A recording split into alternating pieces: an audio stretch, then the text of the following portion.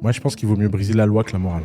Je pense que la morale est sacrée et la loi, c'est de la merde. Cette phrase d'Oussama Ammar pourrait ressembler à une provoque de plus sur internet, mais quand on creuse son raisonnement, on tombe sur quelque chose de beaucoup plus intéressant. Et je respecte beaucoup plus quelqu'un qui fait quelque chose d'illégal mais moral, quelqu'un qui fait quelque chose d'immoral mais légal.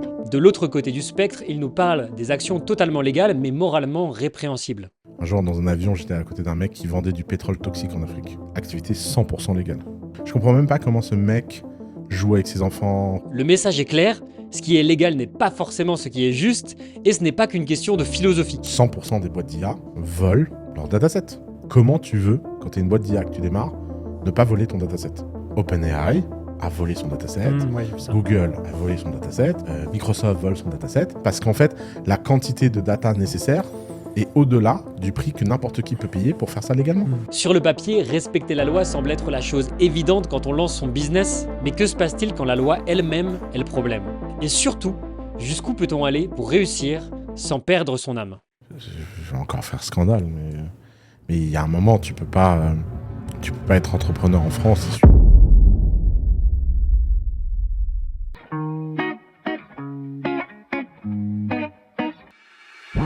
Bienvenue sur Le Tunnel, le podcast pour ceux qui veulent tout quitter pour la liberté. Venez discuter chaque dimanche pour parler business, mindset et philosophie dans la bonne humeur avec un entrepreneur qui vit en Thaïlande. Bon bah salut Oussama. Bonjour. Dans cet épisode, on va parler de philosophie, on va parler de la véritable identité de Monsieur Ammar. Ah ouais? Oui, ouais, carrément. Comment cultiver sa singularité. Je t'ai dit qu'il y aurait des petits jeux, donc il y aura un mini-jeu sur l'argent. Ok. On va parler d'argent. Est-ce qu'il faut vraiment être éthique en business et ta vision du futur? Et donc, on est dans le podcast Le Tunnel. Donc, je suis très heureux de t'accueillir dans ce podcast qui a pour thème tout quitter pour la liberté. Tout quitter pour la liberté. Bah déjà, comment as-tu découvert et cultivé ta singularité? Parce que c'est un thème dont tu parles régulièrement. Et je voudrais savoir comment toi, tu l'as découverte, la tienne. C'est vrai que je l'ai pas vraiment. C'est marrant quand tu me dis ça, je me dis mais attends, j'ai découvert ma singularité moi. Non, moi je l'ai cherché chez les autres par passion, un peu en mode collectionneur de Pokémon. Et j'aime bien les Pokémon rares. Et donc je suis peut-être devenu un Pokémon rare à force de fréquenter des Pokémon rares. Mais c'est vrai que j'ai jamais eu l'impression d'être singulier moi. Je sais pas. D'ailleurs, de mon expérience, les gens singuliers ont beaucoup de mal à comprendre qu'ils sont singuliers quand même, hein. Mhm. Après, on leur répète tout le temps, machin. C'est vrai que moi, on me dit tout le temps que je suis iconoclaste. Je n'ai jamais compris ce truc, iconoclaste. Ça vient du mot mérite son icône. Je suis pas sûr, mais bon, et ça s'est un peu galvaudé maintenant. Iconoclaste, c'est juste un mec qui a les cheveux mal coiffés. Bon, ouais. En fait, il faut vraiment pas grand-chose pour sortir du lot. J'ai passé 2 semaines avec des ongles de couleur, là. Genre, les gens pétaient des câbles, quoi. Je me dis, mais c'est juste un bout de peinture sur des ongles. Donc non, en fait, si tu veux cultiver ta singularité, je pense que la meilleure façon de faire, la plus saine, ça reste quand même de faire quelque chose d'intéressant que peu de gens savent faire. Parce que,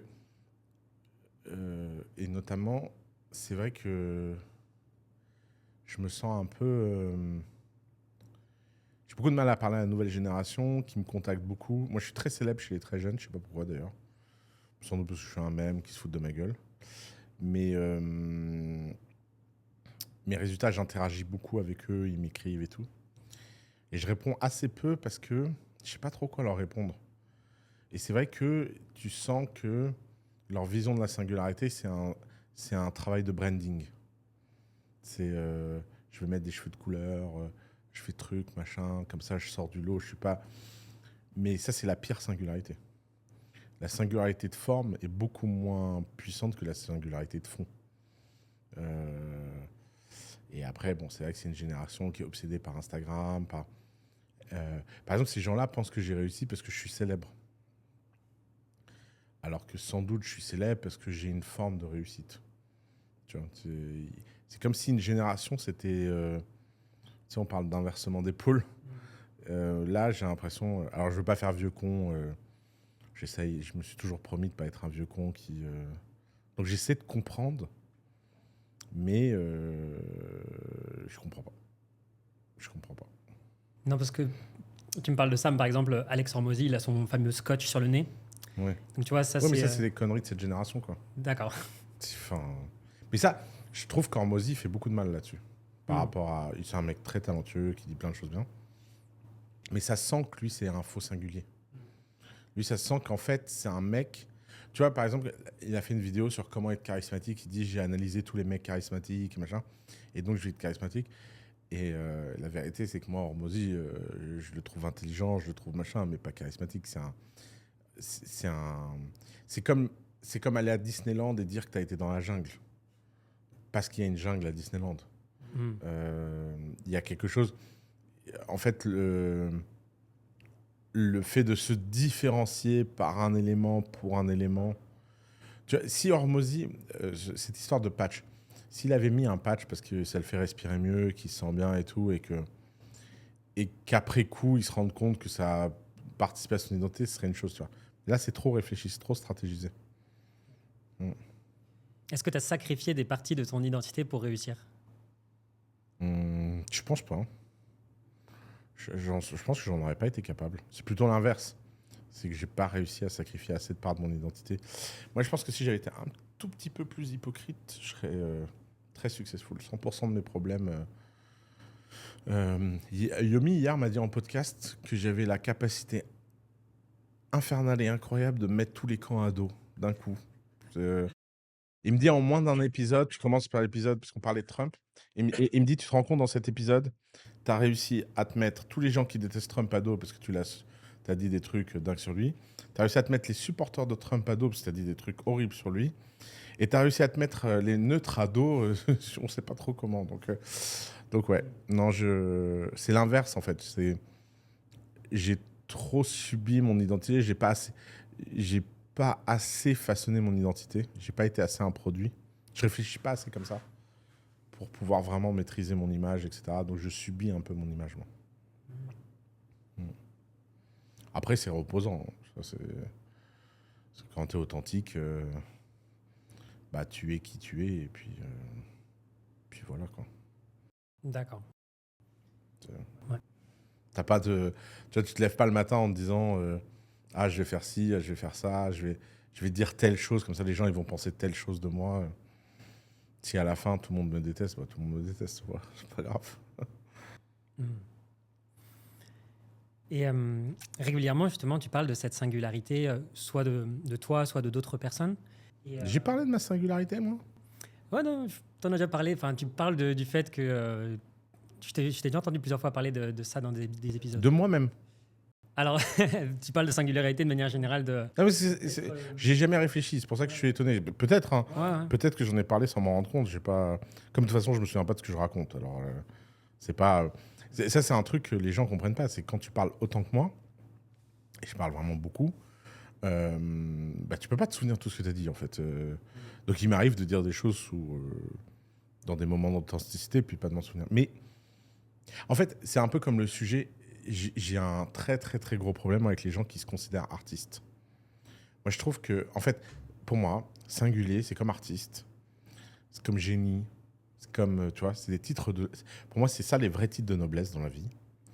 Et ces titres de noblesse doivent être donnés par quelqu'un d'autre. Si tu fais de l'art, pour moi, tu es un artisan. Tu dois te considérer comme un artisan. Il n'y a d'artiste que d'artisan. Et à un moment, tu atteins un tel niveau dans ton artisanat que ça en devient de l'art. Tu vois, tu es un cuisinier et à un moment, tu deviens un artiste. Parce que tu es tellement au-delà de tout ce qu'on attendrait. Tu es un peintre, puis à un moment, tu deviens un artiste. Mais pour moi, tu ne peux pas te décréter artiste. À chaque fois que j'ai rencontré quelqu'un qui me dit « Moi, mon identité, c'est d'être artiste », j'ai jamais réussi à bien... au fond, j'ai jamais bien réussi à les respecter ou tu vois, avoir un... pour moi, tu vois, Sofiane Pamar est un artiste, mais lui, il se considère comme un musicien. Abramovich, elle se considère comme une performeuse. Pour moi, c'est une grande artiste. Mais parce que, en fait, elle a gagné son titre d'artiste. C'est moi qui lui offre ce titre, comme des milliers d'autres gens, des millions d'autres gens. Et donc, en fait, singulier, artiste, génie, whatever, c'est des choses qu'on doit te dire sur toi. Tu n'as pas le droit de les dire toi-même, en fait. C'est pour ça que je serais étonné d'avoir parlé moi-même de ma propre singularité. Je me dirais, c'est quand même, ce serait une sacrée preuve possible d'orgueil. C'est un petit moment de laisser aller. Et justement, pour potentiellement des personnes qui pourraient nous écouter, qui n'auraient pas vraiment beaucoup de résultats ou qui commenceraient, ça serait quoi la meilleure façon de se positionner comme un expert sans passer pour un imposteur pour quelqu'un qui vraiment débute, à ton avis? Mais en fait, il ne faut pas se positionner, il faut faire. On devient expert parce qu'on démontre son expertise, en fait.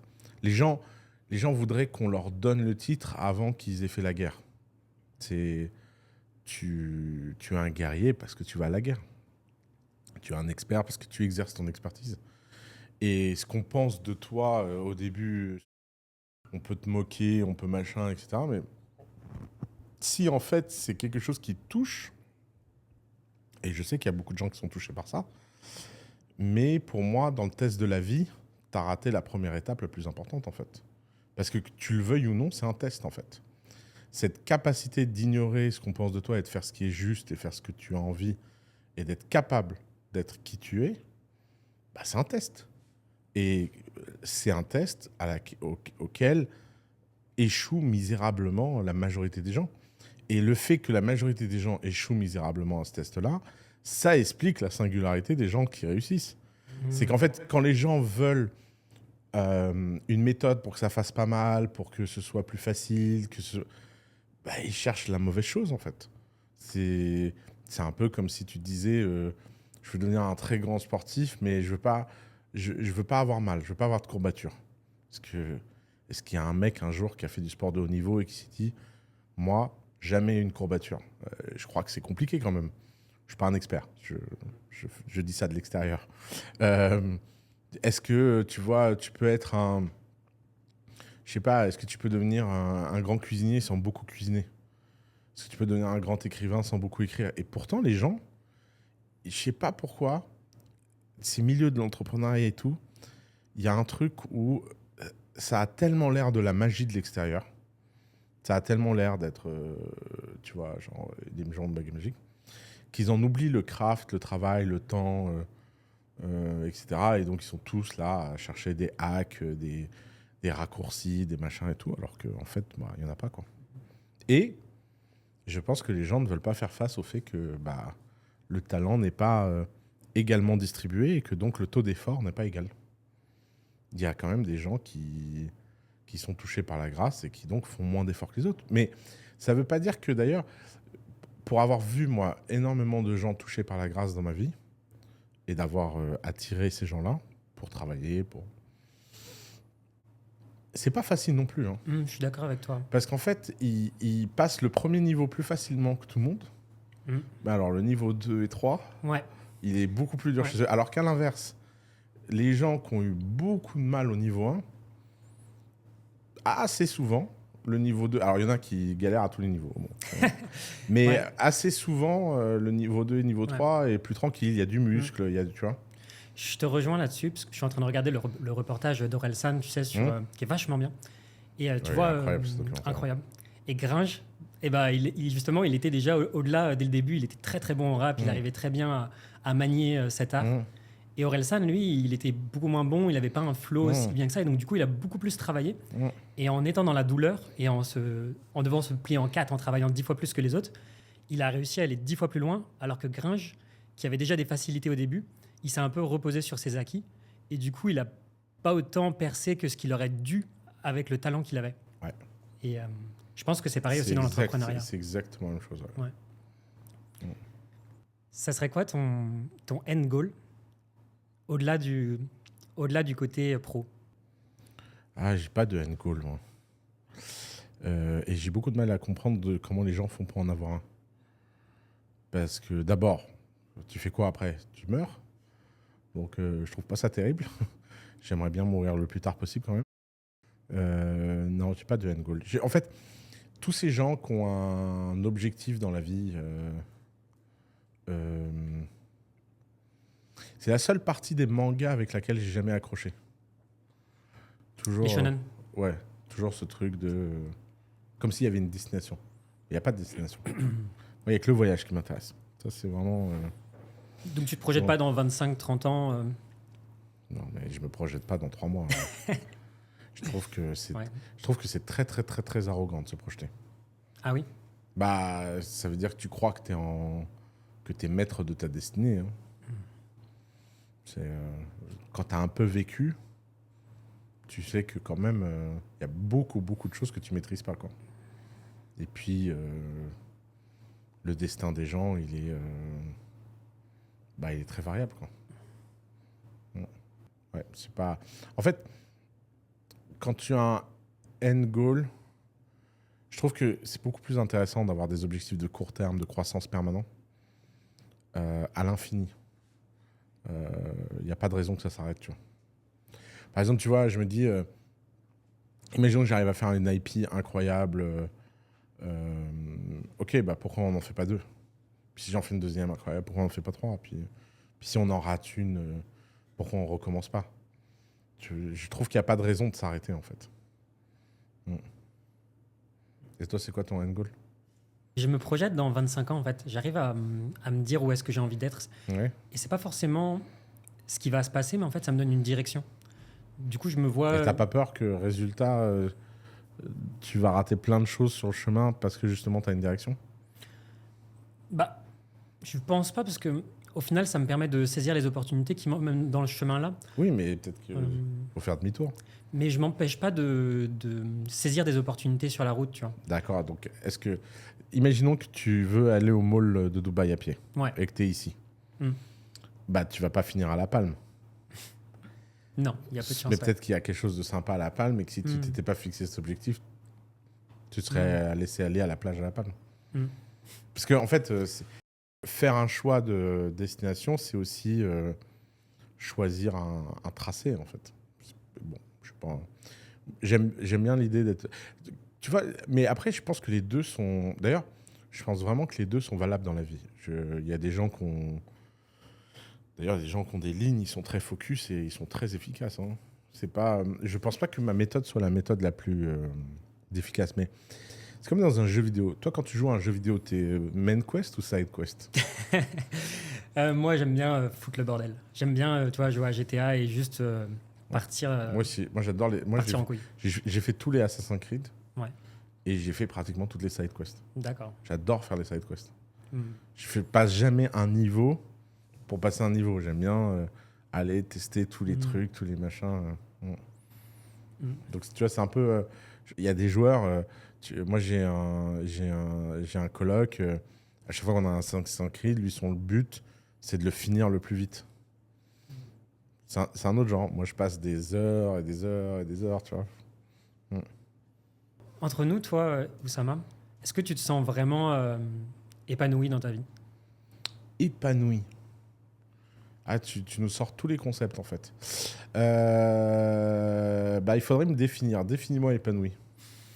Ça, je pense que chacun a sa propre définition du bonheur, tu vois. Ouais. Tu peux pas, c'est pour ça que je pense que c'est un concept... Ouais. Alors moi, j'ai une théorie en philo que j'aime beaucoup.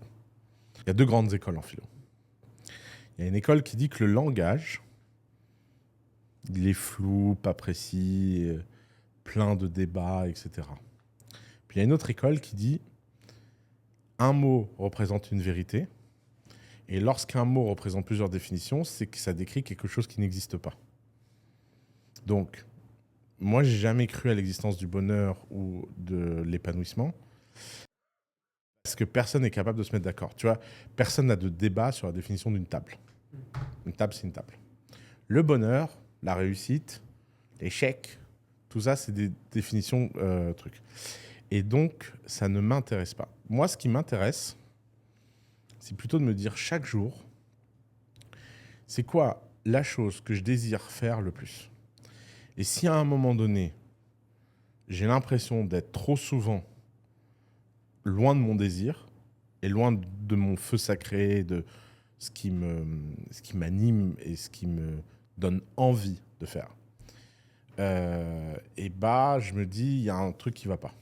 Et c'est ça le but du jeu. C'est vraiment de réussir à passer des semaines et des semaines entières remplies de validation. Après,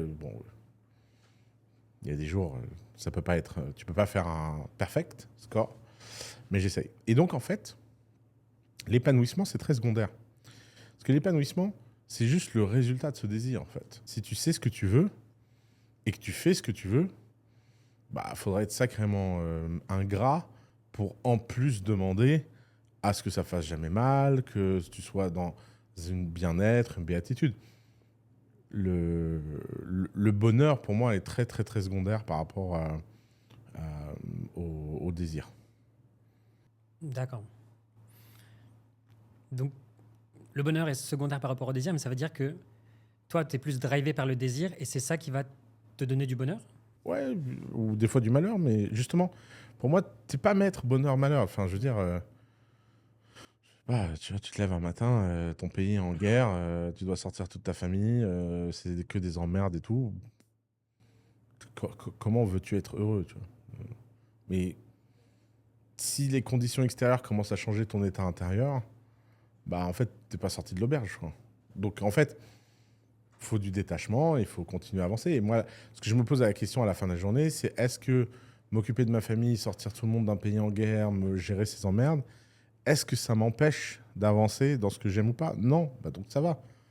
Une mauvaise journée, mais il y a des mauvaises journées, il y a des bonnes journées. Des fois, tu as du plaisir, des fois, tu as du déplaisir. Mais c'est très, très secondaire par rapport au fait de vraiment avoir le sentiment d'avoir accompli ce que tu avais besoin d'accomplir, ce que tu avais envie d'accomplir. Je trouve que la distance entre ton imagination et le réel, plus elle est courte, plus tu es riche. C'est vraiment ça la vraie richesse, en fait. D'accord. C'est cette capacité que tu as à ce que tout ce qui se passe ici finit par devenir réel. Et la vraie pauvreté, c'est que tu as plein de trucs en tête et tu es incapable de les rendre réels. Ça, je trouve que c'est la pire forme de pauvreté. Parce qu'elle est... Elle te rend profondément malheureux. Tu vois, tu vis dans le fantasme, dans le rêve, dans le... C'est horrible. Ceux qui sont dans cette situation-là, est-ce que, par exemple, le fait de croire en Dieu, justement, ça pourrait les aider Et est-ce que toi, d'ailleurs, tu penses que Dieu existe? Je n'en ai aucune idée. En plus, je m'en fous. Je suppose qu'un jour, on aura la réponse. J'espère le plus tard possible. J'ai du mal à comprendre pourquoi les gens se cassent tant la tête sur des questions... D'ailleurs, je trouve les gens un peu hypocrites là-dessus. J'ai jamais entendu quelqu'un se poser la question où il était avant sa naissance. Pourtant, on n'a pas de souvenir avant la naissance. Ça ne semble pas perturber les gens. Les gens sont beaucoup plus obsédés après la mort qu'avant la naissance. Or, c'est quand même... Et souvent, les histoires, les cosmogonies, tu vois, genre, tu vas au paradis, en enfer. Alors, ok, mais donc tu viens d'où? C'est bizarre quand même. T'as pas commencé? Alors, les bouddhistes, les cycles de réincarnation. Ok, mais à quel moment il a commencé? Comment l'âme, elle naît pour la première fois? Et donc, comme je les trouve pas très rigoureux sur les questions à poser et qui sont quand même très, très portées sur leur propre bien-être, j'ai l'intuition un peu intime que toutes ces religions sont des espèces de réponses collectives à nos angoisses et à nos besoins. Et que si tu as envie de croire en Dieu ou en croire en quelque chose, tant mieux, fais-le. Enfin. Mais moi, j'ai jamais eu ce besoin et face au vertige de l'infini de l'univers et notre insignifiance, claire, je veux dire, personne ne se souviendra d'Oussama Ammar dans 1 million d'années. Hein. Si déjà les gens pouvaient se souvenir d'Oussama Ammar pendant quelques centaines d'années, ce serait déjà un sacré exploit. Mais il y a un moment, tu finis par être oublié et il y a quelque chose de... Tu vois, il y a quelque chose de reposant là-dedans, en fait. Je sais pas pourquoi les gens s'inquiètent tant, en fait. Et de toute façon, ok, d'accord. Tu dis, j'ai raison, je suis juif. J'ai raison, je suis musulman. J'ai raison, je suis bouddhiste. Cool, frère. C'est tant mieux pour toi, en fait. Mais moi, j'ai l'impression que ces gens-là, ils ont besoin de nous casser les couilles toute la journée et de nous prendre avec eux dans leur délire, parce qu'il est tellement chiant leur délire, qu'ils se disent, si en plus c'est pour le faire tout seul, ça vaut pas le coup. Et donc ils ont besoin d'être prosélytistes, ils ont besoin de raconter, et ils ont besoin de faire ce truc. Moi, il y a un test mental que j'aime beaucoup, c'est que je pense que 99% des paroles de type émotion sont des mensonges que les gens se font à eux-mêmes. Par exemple, tu as une conversation avec quelqu'un. Moi, je fais confiance à 100% des gens. Mais si un jour dans la conversation, quelqu'un me dit « Tu sais que tu peux me faire confiance », il perd immédiatement ma confiance. Parce que oui, je te faisais confiance jusqu'à maintenant, j'avais aucune raison de douter, mais maintenant, tu viens de me donner une raison de douter. À chaque fois que j'ai rencontré un mec qui me dit « Moi, je suis très spirituel », c'est sûr qu'il est spirituel de rien du tout. Il a juste besoin de dire, parce que tous les gens que j'ai rencontrés qui sont profondément spirituels, ils n'en ont pas conscience. Oui, ils n'ont pas besoin de le dire. Non, mais surtout, ils n'en ont pas conscience. Pour eux, c'est comme... Est-ce que tu as déjà entendu un mec qui dit « Je respire » ? Non, il respire. Tu vois ? Et donc, quand quelqu'un te dit « Je suis croyant », ah, c'est bizarre, tu doutes alors. Pourquoi tu doutes ? Tu vois ? Et je le vois bien, notamment chez certaines personnes de ma famille qui sont très, très, très religieuses. Je les taquine très souvent sur leurs doutes. Parce que je sens bien que c'est dur. Je sens bien que, de temps en temps, les restrictions, les machins, ils se disent « Mais à quoi bon ? Je suis faible. Allez, Dieu me pardonnera. » D'ailleurs, souvent, c'est là où tu vois quand même le mécanisme design des religions. C'est quand même très étrange qu'on vive dans un monde où tous les dieux qui ont eu du succès sont miséricordieux. À peu près tous les cultes où le dieu est intraitable, bizarrement, il n'y a pas d'adoption. Mais le pardon, la repentance, je sais pas comment on appelle ça quand tu vas... la confession, c'est bizarre quand même. C'est très, très, très mal. Mais bon, tu es faible, alors on te pardonne. Ah ouais, mais tu me pardonnes jusqu'à quand ? Jusqu'à la dernière minute, je peux me faire pardonner. C'est quand même cool. Que tu veux qu'on commence le premier mini-jeu ? Vas-y, avec plaisir. C'est chaud ? Bah oui. Donc le premier mini-jeu s'appelle « On sait ce que Oussama Hamar préfère dans la vie ».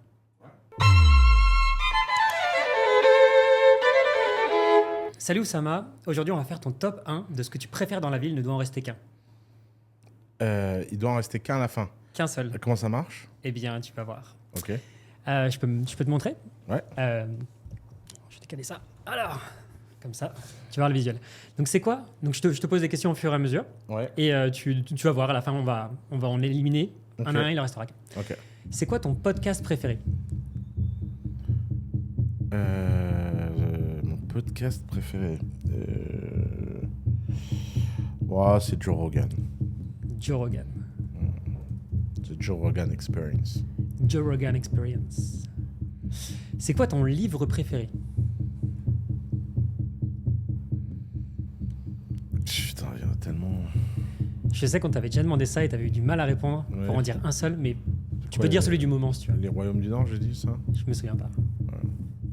Les Royaumes- Ouais, mais les Royaumes du Nord. Allez, les Royaumes du Nord. Ok, c'est qui ton youtubeur préféré ? Allez, Lex Friedman. Allez. C'est quoi ta ville préférée ? En ce moment, Dubaï. Allez, Dubaï. Ton outil préféré ?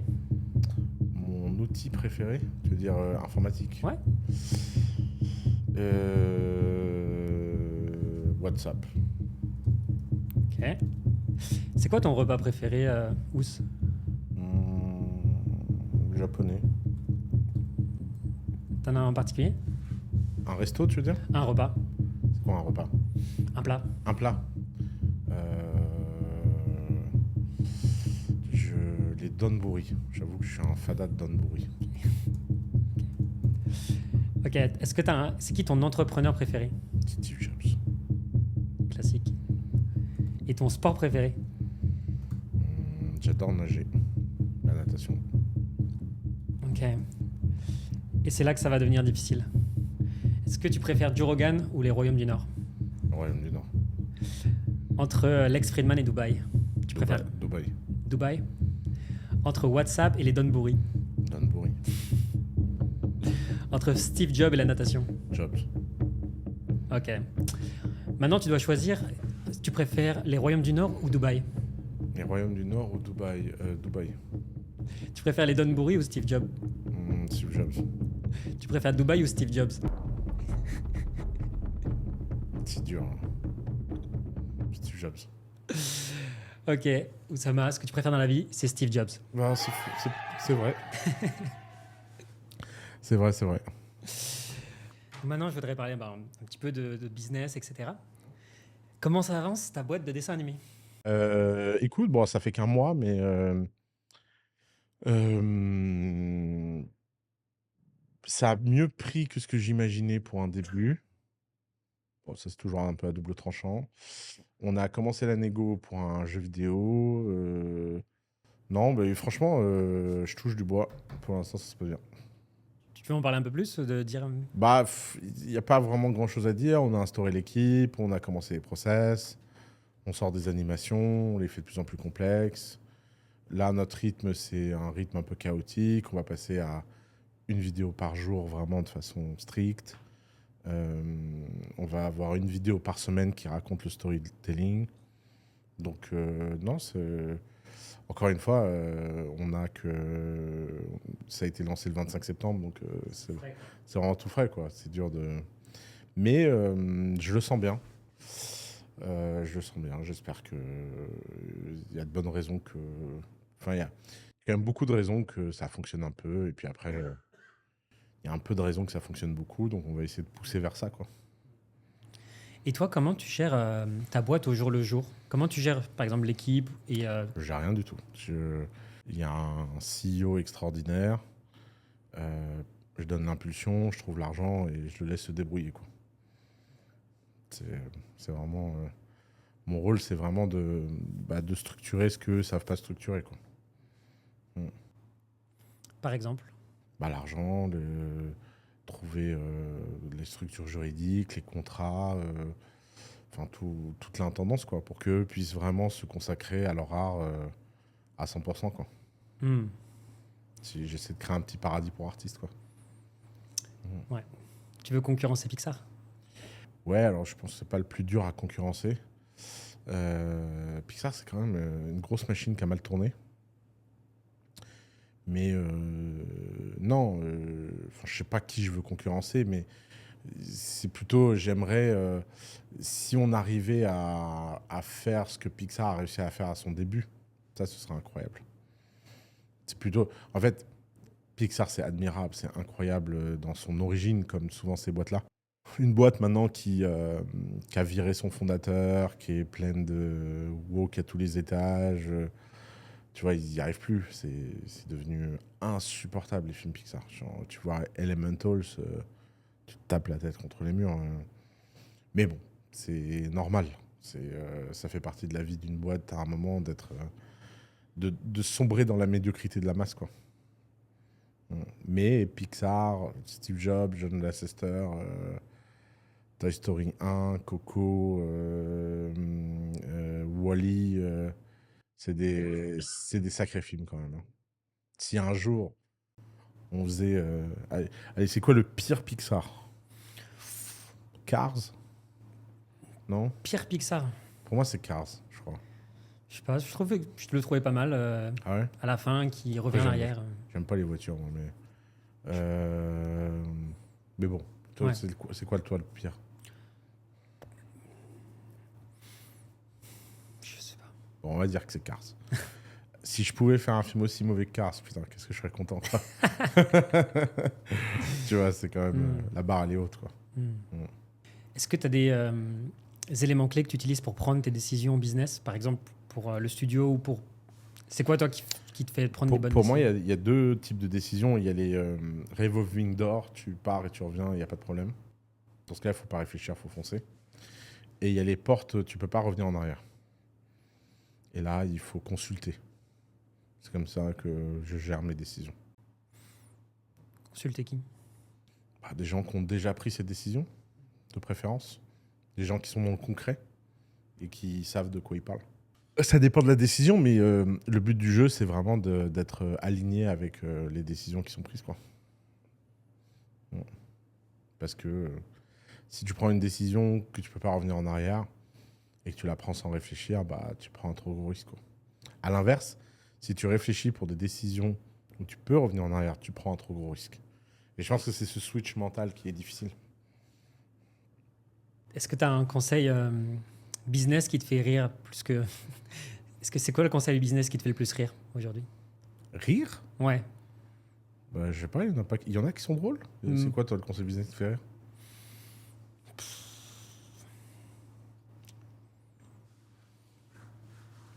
Bon, il y en a plein.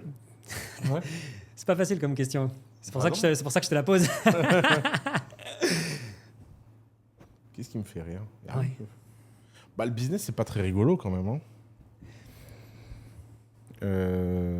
J'ai pas souvenir d'avoir rigolé moi un jour dans le business. Je sais pas, fonce, tête baissée, n'écoute pas les autres et ça peut être aussi à double tranchant en fait. De se dire, Oui, mais ça me fait pas rire. Ouais. C'est sans doute vrai jusqu'au moment où c'est faux.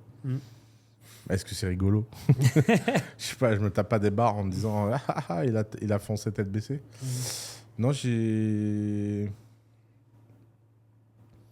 Après, il y a un truc qui me fait rire dans le business. C'est à quel point les gens prennent ça au sérieux. Ça ne cessera jamais de me faire rire. Souvent, les gens mettent leur émotion dans le business. Ils manquent de distance.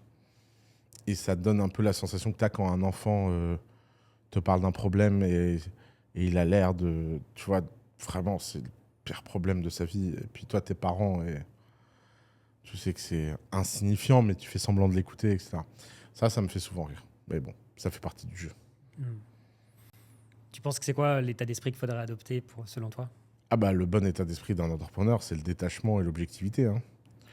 C'est être détaché des émotions et objectif sur les résultats. Hein.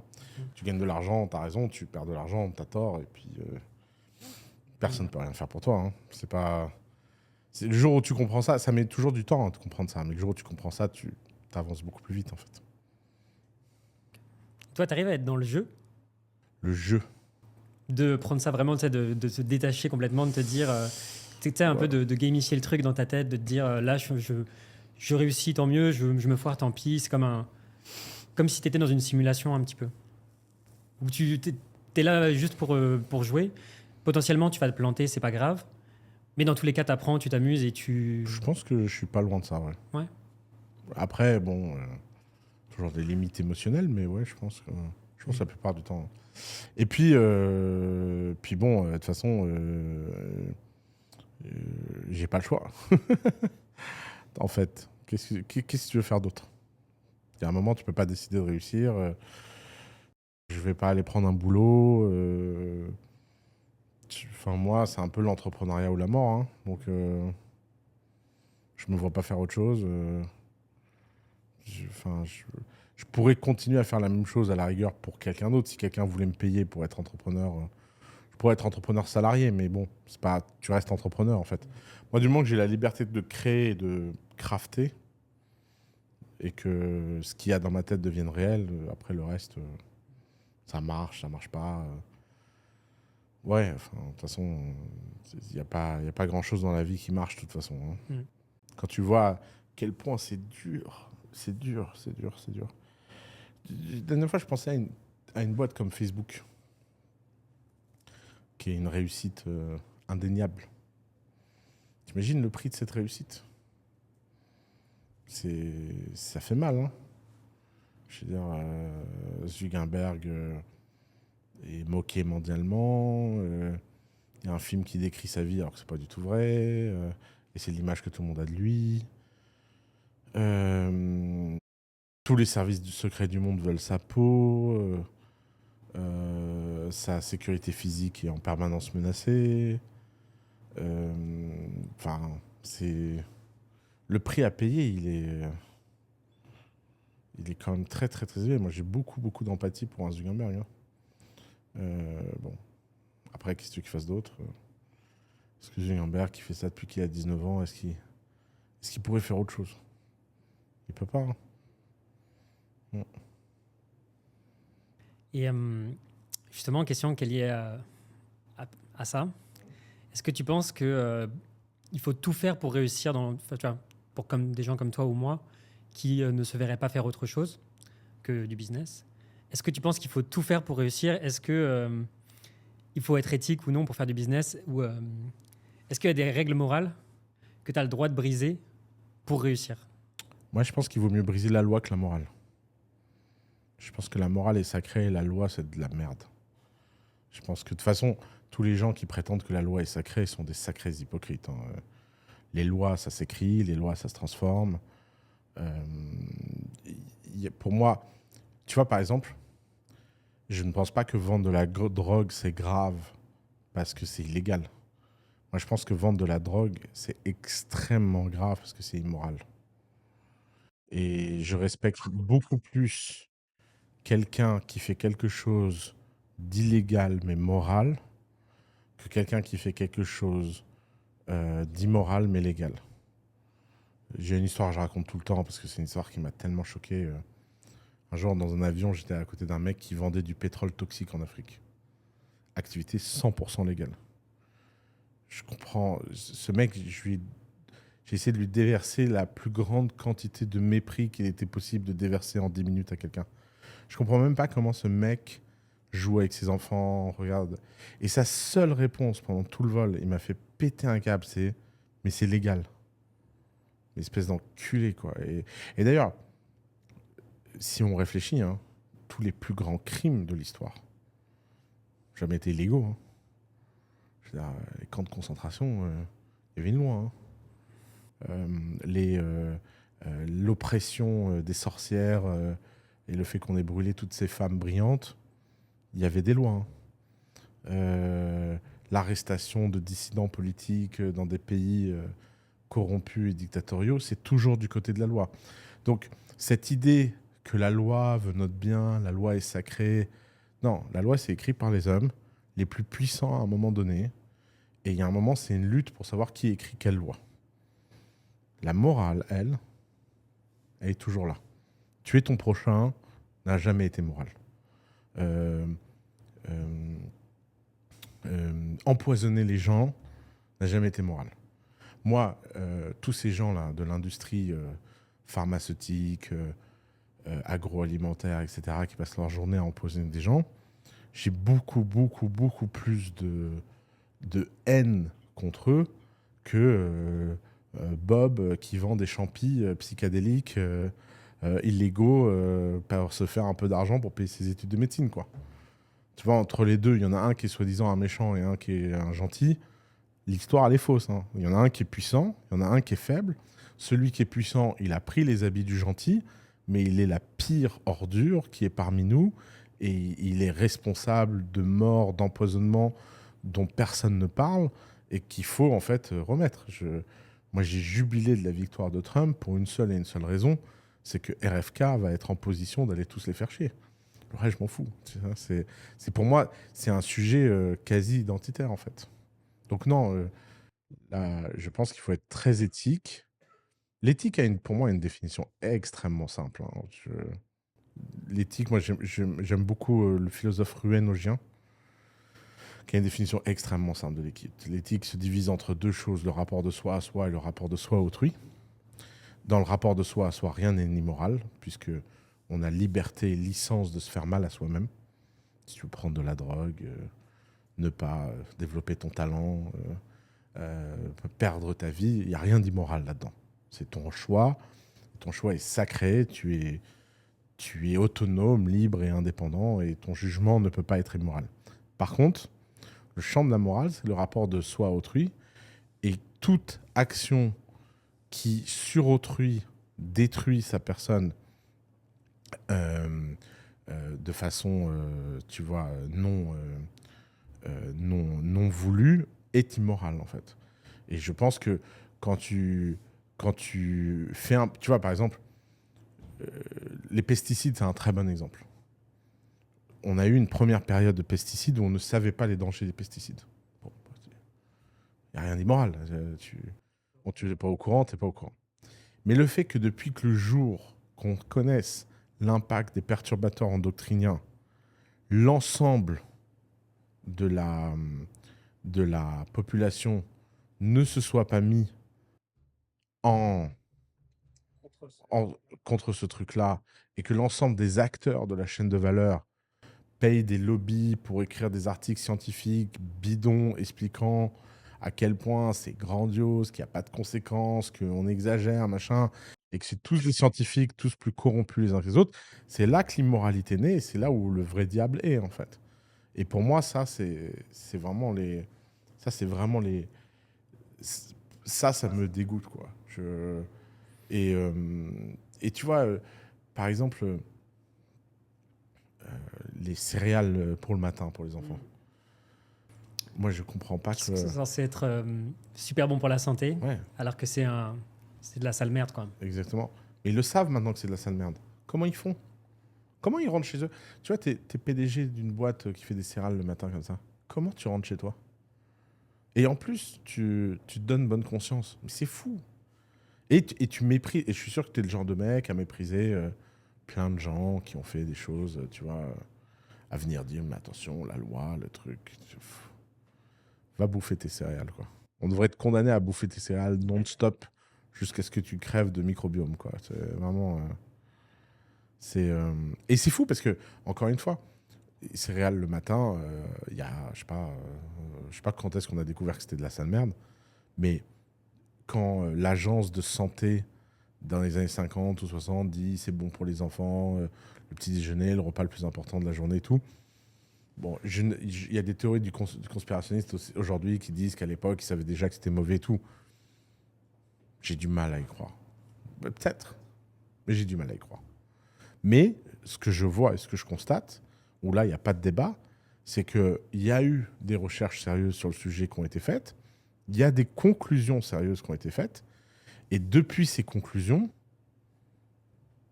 comme la cigarette, que de l'hypocrisie. Thank You for Smoking. Non. C'est un film hors du commun. C'est vraiment un film à voir. Ça raconte l'histoire du plus grand lobbyiste pour la cigarette aux US et comment à lui tout seul, un mec, a réussi à retarder les contraintes contre les compagnies de tabac de plus de 10 ans. Mm. Et comment lui-même a trahi l'industrie du tabac à cause de sa relation avec son fils. Et comment la morale est revenue dans sa vie. La dernière scène est d'ailleurs collector. Parce qu'il est dans une salle et il dit aux gens « Le téléphone portable n'est pas dangereux. » Répétez après moi. Le téléphone portable... Le tabac, c'est C'est tabou. tabou. On en viendra tous à bout. Ouais, c'est ça. Mm. Ça fait penser aux pubs à l'ancienne de tabac où ils essayaient d'associer.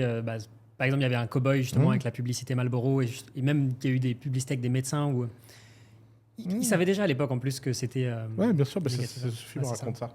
D'accord. Ce mec, c'est par exemple le mec qui a eu le génie de mettre une cigarette dans la bouche de Marlon Brando.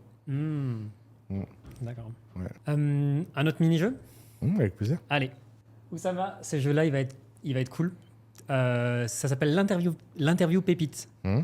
Donc, les pépites, c'est le bif, l'argent. D'accord. Et donc, du coup, on va parler donc, de cette interview pépite. Donc, je vais te poser des questions. Ok. Tu peux tu peux jouer le jeu, tu peux utiliser le terme pépite, ce que tu veux pour en parler. Alors, ready?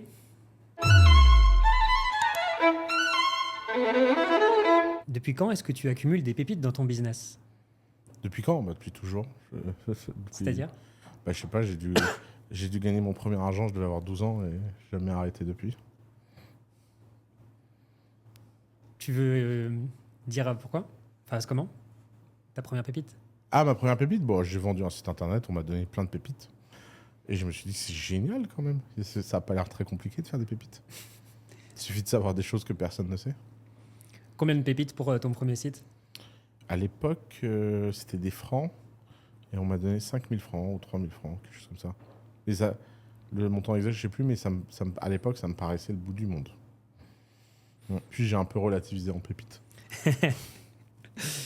Quelle stratégie aujourd'hui te rapporte le plus de pépites?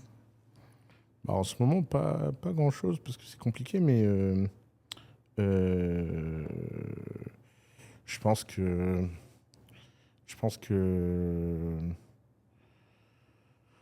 Aujourd'hui, c'est mes activités de formation en ligne qui rapportent le plus de pépites. Ouais, aujourd'hui, c'est formation en ligne.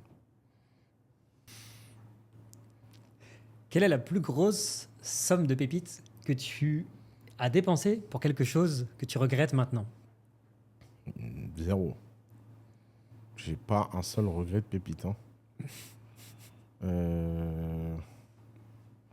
Parce que même quand tu achètes des trucs qui servent à rien et tout, t'apprends des choses. Je sais pas.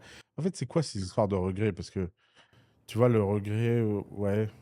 Non, j'ai pas, je suis pas un type qui souffre beaucoup des regrets. Peut-être pas bien, hein, mais peut-être je manque de boucle de feedback.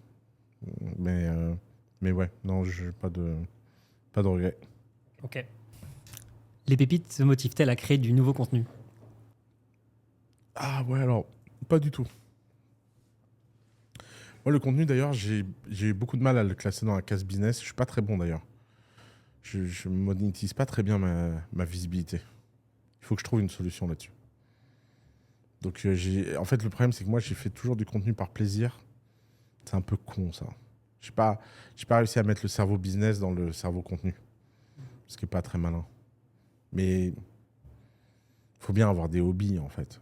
Faut bien avoir des choses qui te rendent heureux juste pour... je sais pas, tu peins des figurines Warhammer. Après, tu peux te dire, c'est mon métier de peindre des figurines Warhammer pour les vendre. Mais c'est pas... T'es pas dans la même énergie. Quand tu fais quelque chose pour gagner de l'argent et quand tu fais quelque chose pour le plaisir, t'es pas dans la même énergie. Par exemple, je fais des dessins animés, moi, pour gagner de l'argent. Je fais pas des dessins animés pour le plaisir. Je préfère faire un podcast qu'un dessin animé pour le plaisir. Ça veut pas dire que je prends pas de plaisir à faire un dessin animé. Ça veut pas dire qu'il faut que de l'argent. Ça veut pas dire qu'il n'y a pas un sens, un message, etc. Mais la fonction primaire, ça reste quand même de faire de l'argent. Donc, c'est un produit commercial. Donc, il faut que ça trouve son public. Donc, il faut qu'il y ait un produit market fit. Moi, mon contenu en ligne, mais jamais de la vie, je vais me poser la question, est-ce que ça va marcher? Je m'en fous complètement. Je me lève jamais le matin en me disant, ah, je vais faire une vidéo là-dessus, elle va faire plein de vues. D'ailleurs, j'ai jamais regardé combien de vues faisaient mes vidéos. Hmm. Moi, je fais les vidéos pour moi et puis il s'avère que les gens les regardent. Ok, bon, très cool. Mais m'en fous. Si les gens ne regardaient pas mes vidéos, je ferais autant de vidéos. D'accord. Alors que si je vends un produit que personne n'achète, je l'arrête tout de suite. Jamais de ma vie, je vais. Qu'est-ce que j'en ai à foutre? C'est pas, j'y apprends rien, je fais rien. Enfin, tu vois, c'est pas un hobby le business. Le business. Après, le contenu, ça peut être un business. Et tu vois, j'ai toujours cette torture. Je me dis, allez, vas-y, cette année, tu rationalises un peu tout ça, tu deviens un business. Parce que je suis vraiment con, hein. J'ai une manne de millions de followers que je n'utilise pas, que je n'exploite pas, que je ne rentabilise pas. Et ces gens commencent à de plus en plus me casser les couilles dans ma vie. Donc, il y a un moment, au moins, si j'arrivais à les monétiser et gagner ma vie, tu vois. Et j'avais dit dans une interview précédente que j'allais faire shawarmousse, machin et tout. Mais en fait, j'ai essayé de faire tout ça. Et en fait, c'est compliqué, hein. C'est vraiment, c'est pas du tout évident le consumer. C'est très très loin de ce que j'ai l'habitude de faire, des deals, des machins. C'est continu, ça demande des efforts, de trouver du management, des trucs. Enfin, plus avec les process de famille et tout, j'ai pas beaucoup de disponibilité d'esprit, donc ouais, je trouve que c'est pas les business les plus simples. D'ailleurs, très très très admiratif de tous ces influenceurs qui arrivent à gagner leur vie comme ça, hein. Je sais pas comment ils font, hein. J'ai fait une vidéo sponsorisée pour Hostinger. Ah, j'ai fait aussi. Ouais. Bah, j'ai pas eu un très gros retour sur investissement pour eux, quoi. Ah oui. Je n'ai pas réussi à. Je trouve que la vidéo est pas terrible. Bon, ils m'ont payé gentiment. Je sors qu'ils ont fait quelques clients et tout, mais il y a un truc qui passe pas en fait. Quand tu fais des vidéos promotionnelles, tu veux Ouais, dire? ouais. Je sais pas faire. J'arrive pas à. Alors qu'en fait, tu vois, je me dis, si je savais. J'ai vu récemment une vidéo, j'ai adoré. C'est une chaîne YouTube, je suis tombé. Et les mecs font une vidéo de promotion et la limite, la vidéo de promotion qu'ils font, elle est mieux que leur vraie vidéo, tu vois. Et je trouve ça cool. Ça, je trouve C'est ça bien cool. fait, ouais, c'est bien intégré dans Ouais. le truc, quoi. Tu vois, ils ont fait un truc marrant en disant pourquoi ils soutenaient un truc, pourquoi c'était machin. J'avais envie d'acheter. Enfin, j'avais pas besoin, mais j'avais envie d'acheter. Et je me dis, putain, s'ils arrivent à faire acheter des mecs dont ils n'ont pas besoin, putain, quel pouvoir. Et moi, alors qu'à l'inverse, le nombre de fois où j'ai fait la pub gratuitement de choses, d'ailleurs, toutes les autres fois où j'ai fait la pub de quelque chose, tu vois, quand ça vient du cœur, ça marche beaucoup mieux. Et c'est pas facile. Mm. Ouais. Est-ce que tu as un plafond de pépites que tu souhaiterais atteindre un jour? Oh, on n'a jamais assez de pépites. L'argent, je sais pas comment les gens peuvent imaginer qu'un jour c'est assez. Bon, après, moi je suis pauvre, mais si j'étais riche, je pense que je serais. Je pense que c'est jamais, jamais, jamais assez. Parce que tu as toujours des nouveaux jouets avec les nouveaux moyens. On regarde à quel point Elon Musk est pauvre. T'imagines? Ça dépend de ta perception, en fait. Bah non, c'est factuel. Tu peux très bien être riche avec 2 000 € par mois ou être pauvre avec 100 000 € par mois. Ouais, mais Elon Musk, il est pauvre avec 200 milliards. Pour la raison simple, c'est que quand tu vois tous ses objectifs de vie, l'argent nécessaire, c'est des dizaines de fois sa fortune. C'est même... Il veut coloniser Mars. T'imagines l'argent qu'il faut pour faire ça? Donc en fait, c'est compliqué quand même. Hein. Est-ce que toi, les pépites, ça te rend heureux? Les pépites, ça me rend très heureux. J'aime bien avoir de pépites. Je préfère en avoir plein que de ne pas en avoir. Autant que le bonheur veuille dire quelque chose, oui, je suis content d'avoir des pépites. Quelle est la chose la moins chère que tu as achetée mais qui vaut une montagne de pépites pour toi, Ous? La chose la moins chère que j'ai achetée, c'est cette bague. Qui ne vaut rien du tout. Cette bague? Ouais. Mais qui compte beaucoup pour moi. Ça doit valoir, je sais pas, 200 €. Mais ça compte énormément. Pourquoi? Parce que c'est mon symbole et je la porte non-stop depuis qu'on me l'a donné. Et ça n'a pas de valeur pour moi. Ça me ferait très très mal de la perdre. C'est une des rares choses auxquelles je suis attaché. Okay. Est-ce que tu as déjà eu une mauvaise expérience avec un investissement en pépites? Un investissement en pépites, tu veux dire... une mauvaise expérience, tu veux dire perdre de l'argent, oui. Bah, j'ai que ça. Mais ça fait partie du jeu. C'est quoi la dépense la plus folle que tu aies jamais faite avec tes pépites? Construire un restaurant dans la glace. Quoi? Mm. tu peux m'en dire un peu plus? Montagne, taillage de glace, sculpture, restaurant, chef 3 étoiles, 4 copines, 2 copains. Ça existe encore? Non, c'était dans la glace. C'était forcément éphémère. J'aime bien l'idée, moi, de tout ce qui est éphémère. Moi, un truc qui me fascine, c'est de faire des choses extraordinaires qui se détruisent. Ça, c'est... Je trouve qu'il y a une jubilation à la destruction incroyable. C'est pour ça que j'aime beaucoup la grande cuisine. Tu vois, le mec, il met 8 jours, 9 jours de travail sur un plat à 4 personnes et tu le manges en une bouchée. Pour que ça devienne de la merde, au sens littéral. Je trouve que si les gens comprennent pas la beauté et la profondeur de ça, ils peuvent pas comprendre grand-chose de ce qui se passe, quoi. Parce qu'en fait, il n'y a rien de permanent, il n'y a rien d'immortel. Et c'est cool d'y assister plus vite. C'est cool de voir le cycle complet de ton vivant, en fait. Et si les pépites n'étaient pas un problème, quel projet de folie ou quel projet tu lancerais? Je rachèterais la rue de la Huchette à Paris. J'en ferais la plus belle rue de Paris. Je rêverais d'acheter cette rue. Tu vois ce que c'est la rue de la Huchette? Non. C'est place Saint-Michel. C'est une rue remplie de kebabs et de restaurants grecs pourris. Je virerais tout le monde. Je ferais mon boulanger préféré, mon resto préféré, mon fleuriste préféré, ma librairie préférée. Je ferais des espèces de Paris fantasmagorique dans une telle. J'essaierais d'avoir la plus belle maison de mes 10 villes préférées dans le monde. Et je construirai la maison la plus dingue de chacune de ces villes. Enfin, ou l'appart. Et donc, je ferai mes 10 destinations de campagne préférées, mes 10 villes préférées. Donc, ça ferait 20 propriétés. Et tu vois, je pourrais y aller, envoyer mes amis dedans. Et je ferai un système de clés où tous mes amis peuvent y aller en permanence avec le personnel qu'il faut, la maison qu'il faut. Quoi d'autre ? J'investirai énormément dans les enfants. J'ai un vieux fantasme, moi, c'est de offrir beaucoup d'argent à des enfants extrêmement intelligents sans rien leur demander.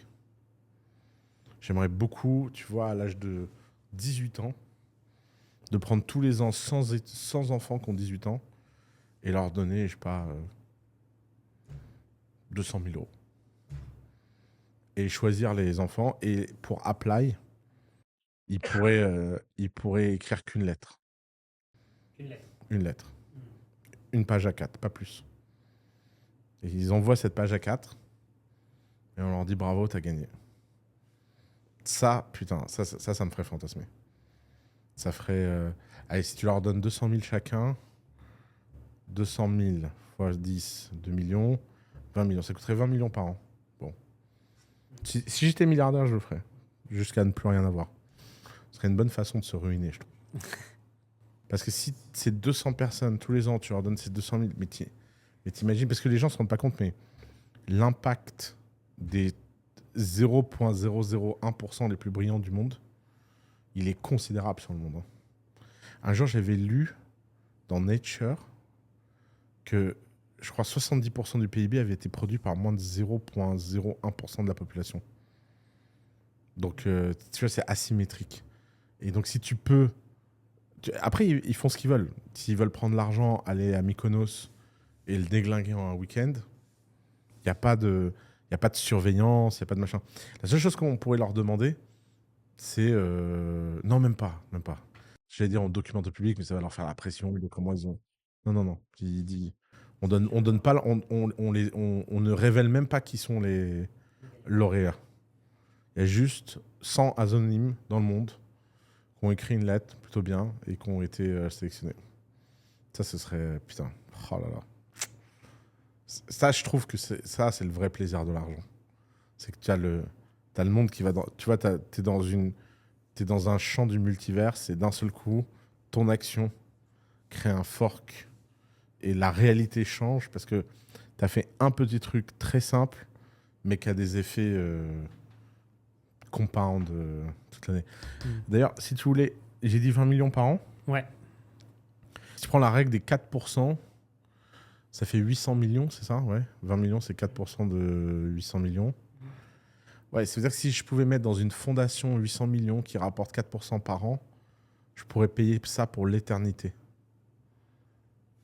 Oh putain. Tu vois, c'est là où j'aimerais être milliardaire. Mais je m'engage, si je suis milliardaire, si j'ai 1 milliard, je mets 800 millions là-dedans. je prends l'engagement sur YouTube de faire ça. Et 18 ans, c'est le bon âge, je pense. T'as 19, tu peux pas. T'as raté ta chance. Rien à foutre. T'envoies ton passeport. Et là, si je te challenge un petit peu, imaginons, tu as pépite illimitée, mais seulement pendant 24 heures. Tu fais quoi? Ouais, alors ça c'est de la merde, je ferais rien. Bah, si j'avais pépite illimitée pendant 24 heures, j'essaierais d'acheter le maximum de bitcoin possible et d'assets et de machins que je pourrais réussir à dealer en 24 heures pour pouvoir les revendre tranquillement dans le temps, tu vois. Mais bon, ça sert à rien d'avoir la pépite illimitée pendant 24 heures. Ça prend du temps de faire des bonnes choses. Et avant-dernière question de l'interview Pépite. Quel conseil est-ce que tu donnerais à quelqu'un qui veut commencer à faire des pépites aujourd'hui? De le faire. Comment? Bah, peu importe. Aller faire le ménage chez ton voisin. Je pense que les gens ne se rendent pas compte à quel point l'argent est juste fonction du fait de vouloir de l'argent. À partir du moment où tu as décidé que tu allais faire de l'argent, il y a 1 milliard de façons de faire de l'argent. Il y en a des faciles, il y en a des dures, il y en a des intelligentes, il y en a des créatives, mais il faut d'abord commencer par le goût de l'argent. Après, le reste vient naturellement. Et c'est toujours la même chose. Les gens imaginent qu'il faut la bonne information pour créer l'action, alors qu'il faut juste l'action pour créer la bonne information. Et j'ai rajouté une question bonus à l'interview pépite, spécialement pour toi. C'est une question un peu dystopique. Je me disais, si on vivait dans un monde sans argent, tu ferais quoi? Alors, un monde sans argent, dans lequel on n'a pas le droit de... Il n'y a aucun équivalent. Il n'y a pas un crédit temps, un crédit pouvoir. Il n'y a plus aucune unité de mesure. Exactement. Et comment je vis, j'ai besoin... c'est-à-dire que j'ai pas besoin... Pour manger, c'est gratuit. Tout est gratuit, c'est ça? On peut dire ça, ouais. Bah, je ferai du contenu. Je m'amuserai. J'apprendrai des trucs. J'aurais plus besoin de gagner d'argent, ce serait cool. Enfin, après, je suppose qu'il n'y a plus de biens de luxe de toute façon dans ce monde-là, parce que les biens de luxe sont rares et donc tu peux pas. Tu peux imaginer qu'ils sont tirés au sort. Bon, je m'inscrirai aux loteries pour gagner des nuits d'hôtel de temps en temps. Ok, Oussama. Maintenant, on a terminé l'interview pépite. Hum. Je voudrais passer sur des questions sur Oussama, l'innovateur, ou sur ta vision un petit peu du futur. Bon, on a un point commun tous les deux, c'est qu'on a tous les deux fait des formations sur l'IA. Et je voulais savoir, toi, c'est quoi ta façon contre-intuitive d'utiliser l'intelligence artificielle aujourd'hui? Ou comment un entrepreneur il pourrait utiliser l'intelligence artificielle de manière... quelque chose qu'on n'a pas l'habitude de voir aujourd'hui? Ah ben justement, c'est l'inverse. Il faut que déjà il fasse ce qu'on a l'habitude de voir. Moi, ça me... Encore une fois, dans l'humanité, le taux de fainéantise et le taux de flemme des gens, il est hors du commun, quoi. Parce que entre ce qui est disponible et ce que les gens font, c'est quand même catastrophique, quoi. Donc déjà que les gens fassent les besoins les plus basiques, quoi. Parce que j'avais vu dans une de tes vidéos, tu disais que tu recommandais à des personnes qui débutaient avec l'intelligence artificielle ou qui ne connaissaient pas trop de prendre les tâches que tu fais tout au long de la semaine. Et en fait, tu demandes à l'IA, tu dis comment est-ce que je peux automatiser ça? Comment est-ce que je pourrais trouver un moyen de faire ça? Et puis toi, je voulais savoir, toi, c'est quoi ton utilisation que tu dirais qui est un peu sous-cotée de l'intelligence artificielle que peu de gens utilisent, mais que toi, tu utilises personnellement? Bah déjà, j'enregistre toutes mes conversations, je résume toutes mes conversations, je tag toutes mes conversations. Et en fait, sur la même conversation, je passe plusieurs fois des prompts. Tu vois ce que je veux dire? Tu les enregistres comment? Bah, je les enregistre tout simplement quand je fais des zooms, etc. C'est enregistré. C'est transcript. Et ensuite, je passe sur le transcript plusieurs prompts. Parce que si tu as un seul prompt, tu as un seul format. Et donc, ça te fait de la multidata. Tu vois, un script, c'est résume cette conversation de la façon la plus pertinente. Et un autre prompt, ça va être créer 20 tags créer jusqu'à 20 tags pour définir cette conversation.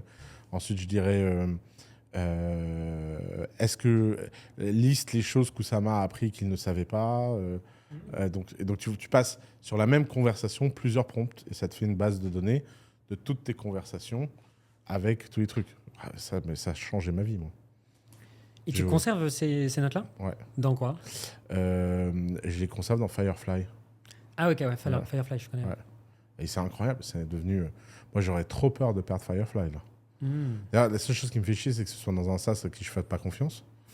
Et je me suis dit, est-ce que je pourrais pas me construire ma propre stack, tu vois, avec un Obsidian ou... Mais bon, la flemme, tu vois. Mais Firefly, pour l'instant, ça marche. Mais cette data, elle est hors du commun. En plus, Firefly, tu peux créer tes propres apps, tu sais, de prompts. Et tu utilises tes crédits IA, c'est... Du coup, ça, automatiquement, ça applique tes prompts sur toutes les conversations que tu et fais. donc, sur chacune conversation, tu as tous les prompts. D'accord. Tu vois, ils appellent ça des apps.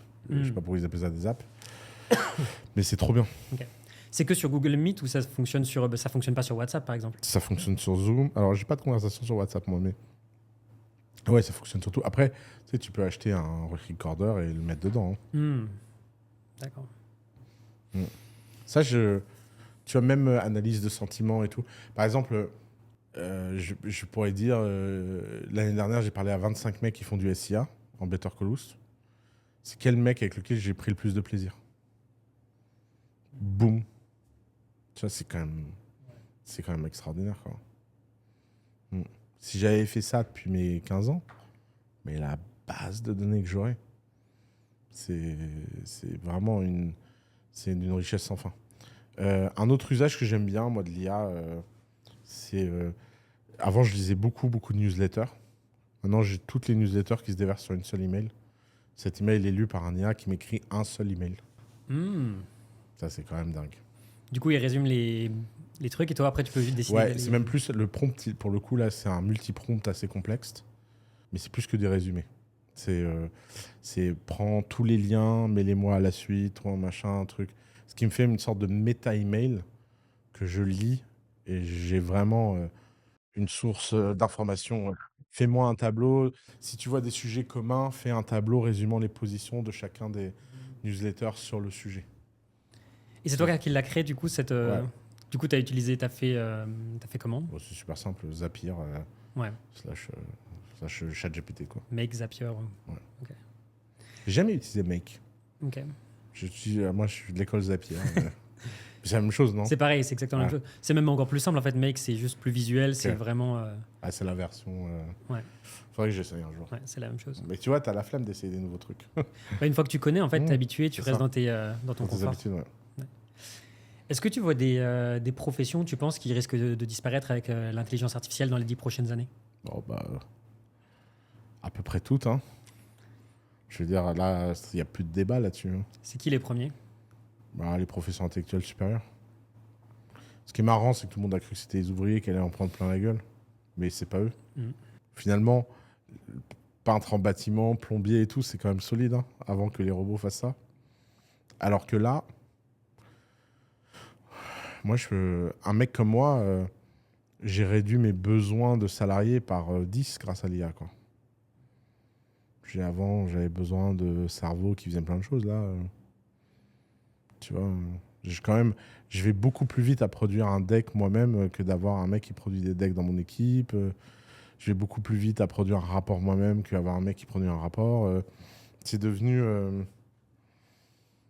D'ailleurs, c'est assez triste parce que avant, ces boulots intellectuels, c'était des juniors qui les faisaient, c'était leur façon d'apprendre le métier, de façon un peu proxy, tu vois. Je sais pas quand est-ce que je vais embaucher un jeune dans ma vie une prochaine fois. Hein. C'est assez fou. Hein. Et d'ailleurs, moi, je le vois dans le studio de dessin animé, t'as pas envie d'embaucher des petites mains, t'as envie d'embaucher des mecs méga seniors qui utilisent des outils d'IA pour produire 10 fois plus vite, quoi. Et avant, la petite main qui apprenait en observant et tout, et en faisant un travail que personne ne veut faire, mais parce qu'il faut bien démarrer quelque part, t'as plus besoin d'elle, en fait. C'est terrible, hein. Ça, c'est... Les conséquences sociales de l'IA, c'est un sujet qui ne m'intéresse pas beaucoup, mais qui va être dur.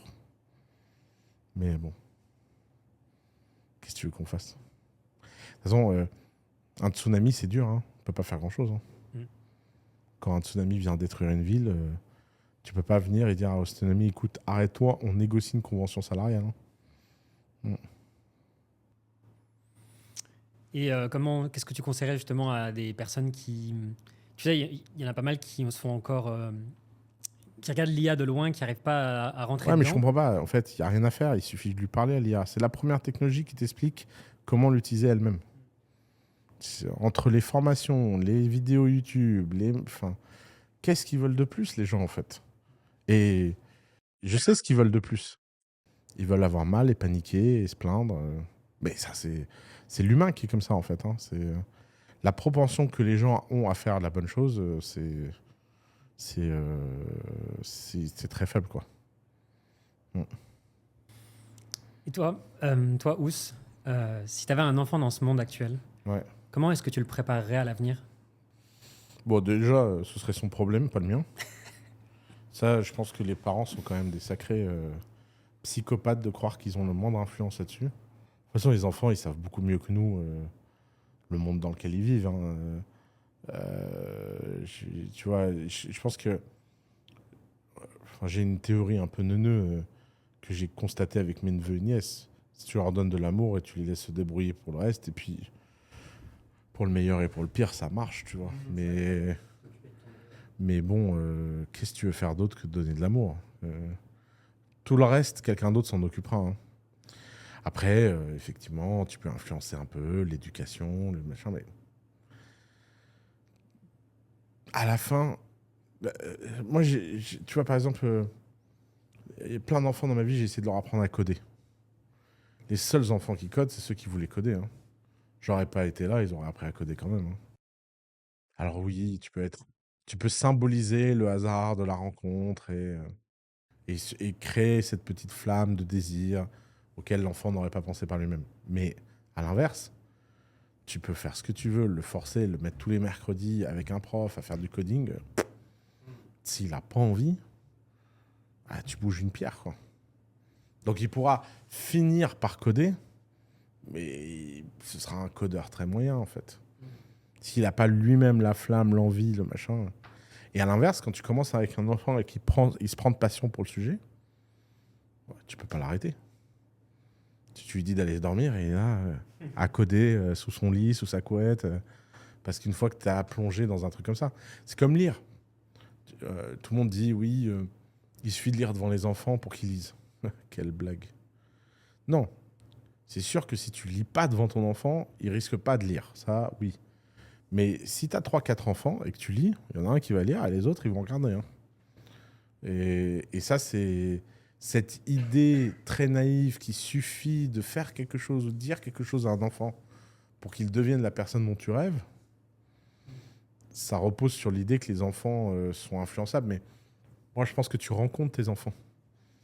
L'univers t'envoie une personne et puis des fois, tu tires le gros lot. Des fois, c'est plus compliqué. Et ton rôle sacré de parent, c'est une quantité illimitée d'amour. Il n'y a jamais trop d'amour. Je vois même pas... Il y a un âge, ils disent, bon, ça suffit. C'est cool. Ça fait partie du... Moi, il y a un âge, quand ma mère me faisait 25 bisous par jour, je disais, bon... Je connais. Ça va, quoi. T'es limite et... de venir sur ses genoux, tu dis, non, c'est bon, maman, je suis assez grand là. Ouais, c'est ça. Il y a mes copains à côté. Ouais, exactement. Et puis après, tu retrouves cette affection avec joie quand t'as un peu grandi, que t'as un peu passé, quoi. Mais ça fait partie... En fait, je sais pas pourquoi les gens prennent tellement mal tout ce qui est naturel. C'est comme... moi, j'ai des amis là qui commencent à avoir des ados. Ah, mon Dieu, mon ado, machin... Mais non, tu te souviens comment toi t'étais ado, enfin... T'es insupportable. Ouais, ça fait partie... La dernière fois, j'ai un copain, il m'a tellement fait rire, Il me dit, j'en peux plus de mon gosse, qu'est-ce qu'il est arrogant. J'ai dit, mais à quel âge ton gosse? Il a 15 ans, non? Et je lui dis, oui. Je dis, mais à 15 ans, l'arrogance, c'est normal. Enfin, c'est quand même très, très rare, les enfants de 15 ans qui sont pas arrogants. Enfin, surtout quand ils sont intelligents. Je lui dis, tu préférais quoi? Qu'ils soient bêtes et pas arrogants? Enfin, tu devrais être content. Et il me dit, c'est invivable. Il nous regarde de haut avec sa mère et il nous donne des leçons de trucs qu'il a lus sur Internet. Et je lui dis, tiens, c'est marrant, ça me rappelle quelqu'un, tu vois. Et il me dit quoi? Je lui dis, ça me rappelle nous au lycée. On n'arrêtait pas de faire ça. Et ça avait fait... Ah putain, les petits cons, quoi. Je lui dis, tu vois, t'as oublié qui on était. Et lui, il a eu un enfant jeune. Bon, bah, il n'a pas eu le temps de prendre du recul. Donc, il a eu son enfant... il a eu son enfant à 22 ans, il a 38 ans, il a 16 ans, l'enfant, 15 ans. Bah oui, t'as l'impression, t'as envie de l'étrangler, le gosse, c'est normal.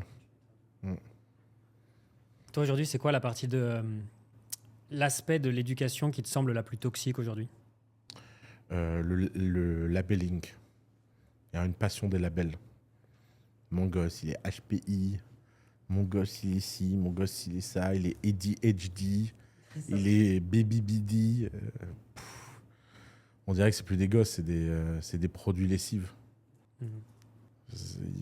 J'espère qu'on va arrêter le labelling.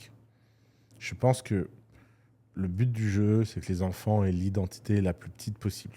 Et il faut aider les enfants. Je pense que vraiment, si tu veux vraiment aider un enfant, c'est que tu essayes de l'aider à avoir son identité la plus petite possible, le plus longtemps possible. Qu'il puisse être ouvert à tout, pouvoir tout tester, pouvoir tout être. Parce que là... Et alors, on ne parle pas du sujet tabou des transitions de genre et tout ça qui sont... Moi, je comprends pas qu'on puisse laisser un enfant transitionner.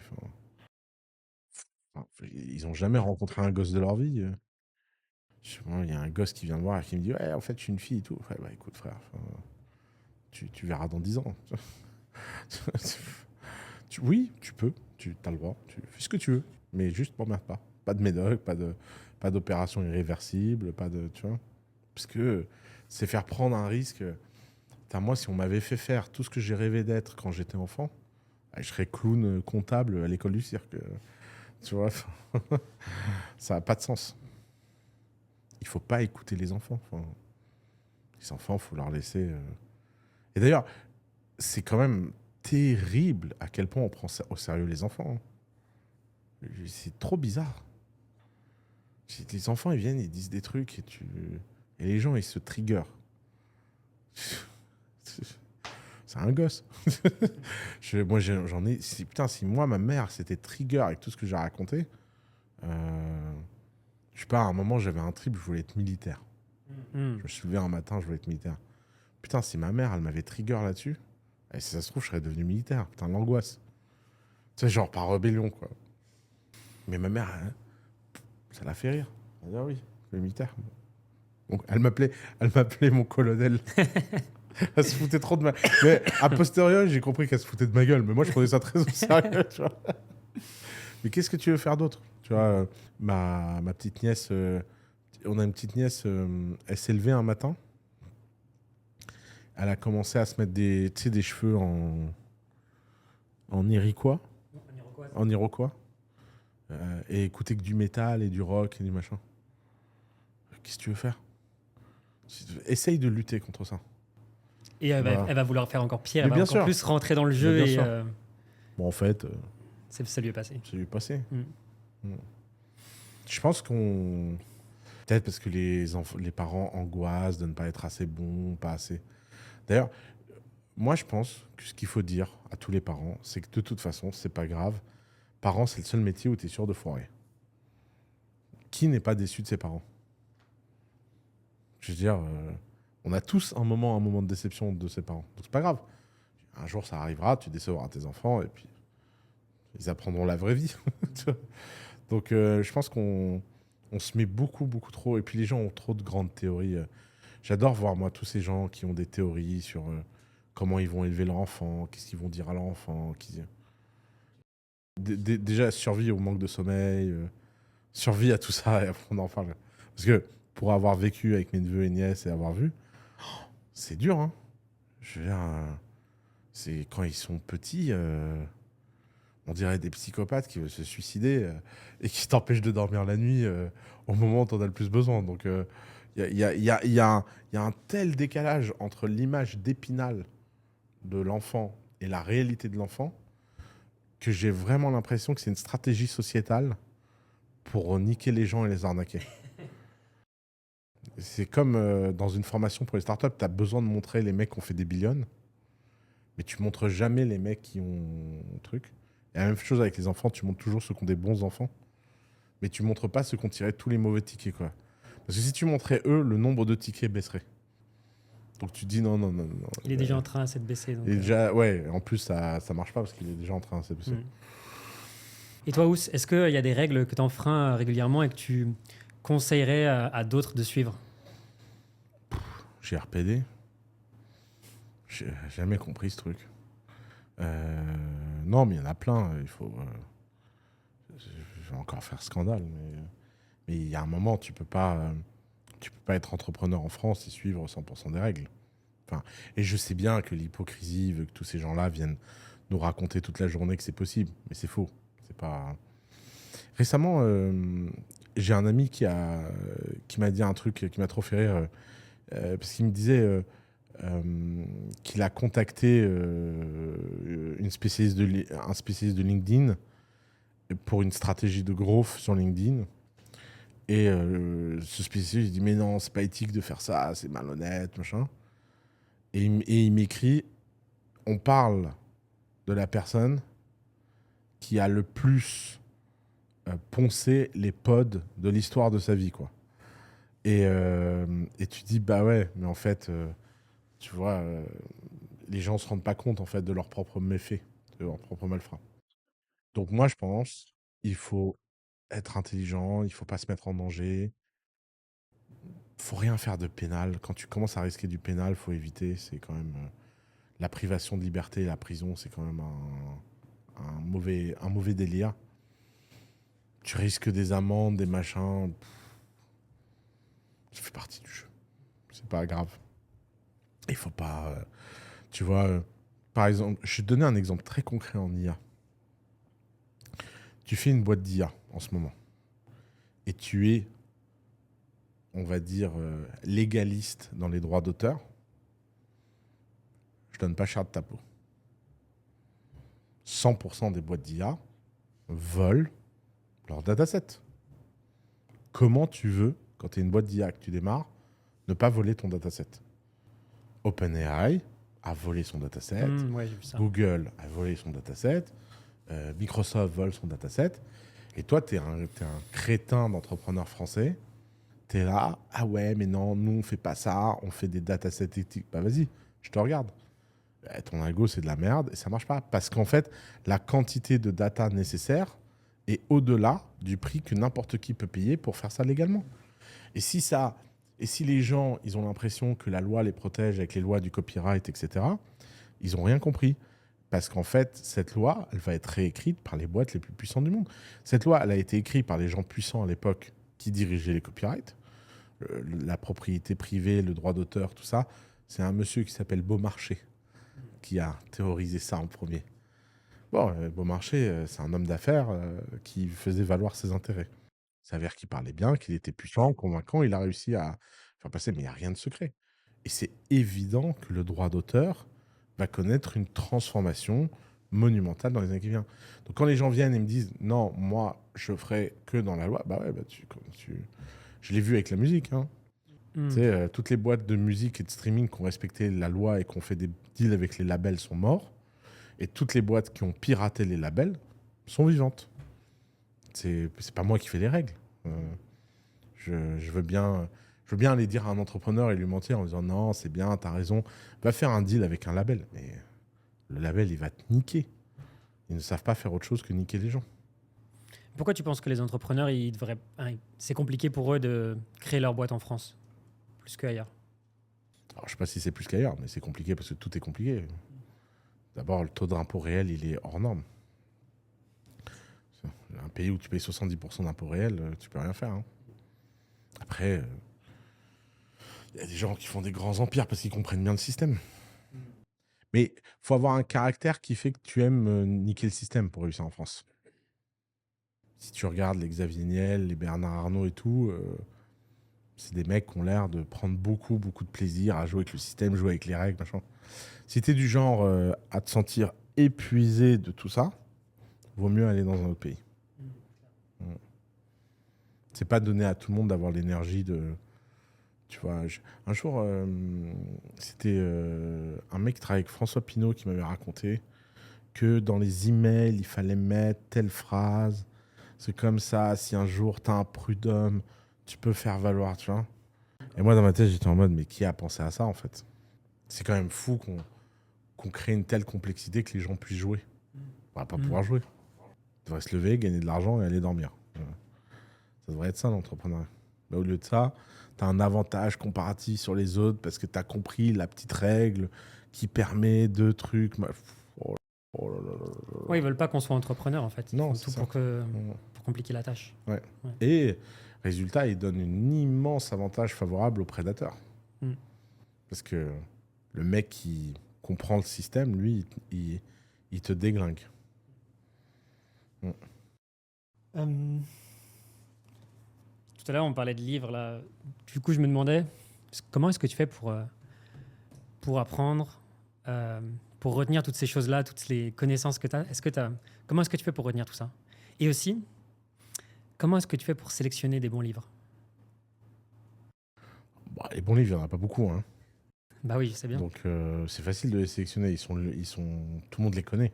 Pas forcément, justement. Enfin, justement, j'ai un peu une anti-théorie, mais quand tu regardes sur Amazon, tu as des livres, ils ont 5000 étoiles, tu te dis, ils vont être géniaux. Et donc, à un moment, je m'étais dit, tiens, je vais lire des bons livres. Et donc, j'ai commencé à regarder les livres connus, entre guillemets, sur Amazon. Et au final, il y avait des sacrés daubes, en fait. C'était les livres, on va dire, qui plaisent au grand public, mais ce n'étaient pas des livres qui étaient intéressants pour moi, en fait. Ouais. C'est vrai il faut lire ce que les gens comme toi ont aimé lire, effectivement. Mm.